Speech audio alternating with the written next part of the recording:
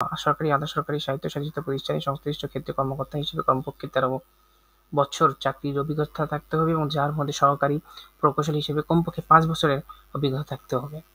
এই হলো প্রথম সেকশনের 16টি পদের বিবরণ, যেখানে 41 জনকে নিয়োগ দেওয়া হবে। তারপরে দেখা যাচ্ছে কর্মচারী নিয়োগ, সেখানে যেটা 17 থেকে শুরু হচ্ছে। জুনিয়র ইনস্ট্রুমেন্ট ইঞ্জিনিয়ার 4 জন, তড়িৎ ও ইলেকট্রনিক কৌশল বিভাগ থেকে 1 জন, যন্ত্র কৌশল বিভাগ থেকে 1 জন, প্রকৌশল বিভাগ থেকে 1 জন, সিরামিক অ্যান্ড মেটালজিক্যাল ইঞ্জিনিয়ারিং থেকে 1 জন, 16,000 থেকে 30,000 আর 640 টাকা বেতন স্কেল ধরা হয়েছে।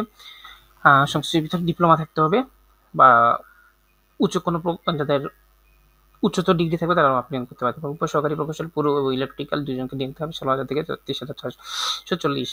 এখানেও কিছু ডিগ্রি ডিপ্লোমা থাকতে হবে সংশ্লিষ্ট বিষয়ের উপরে।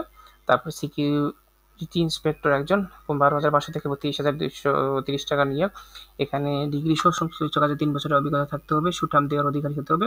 আর নানান বিষয় রয়েছে। PA টু ভিসি 1 জনকে নিয়োগ দেবে, 12,500 থেকে 30,260। এখানেও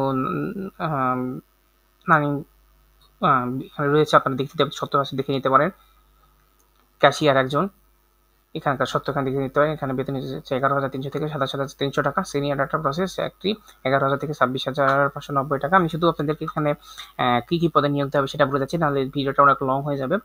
আর যত ধরনের ডিটেলস বা কি কি শর্ত, কিভাবে আবেদন করবেন, কবে থেকে কবে করতে হবে, সকল ধরনের ডিটেলস, ইভেন এই পিডিএফটা সকল কিছু আমার ওই ইউটিউব ভিডিও ডিসক্রিপশন বক্সে লিঙ্ক দেওয়া থাকবে, সেখান থেকে আপনারা দেখে নিতে পারবেন আবেদন থেকে শুরু করে সকল শর্ত।